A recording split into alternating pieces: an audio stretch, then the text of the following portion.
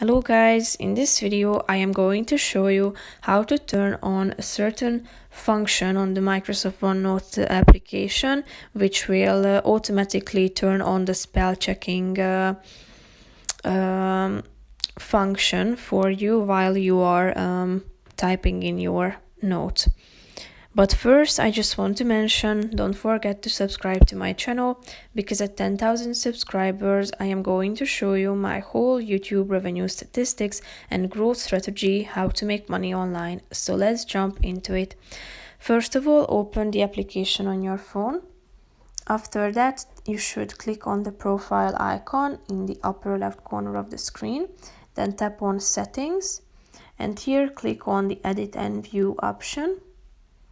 Scroll down till you find this autocorrect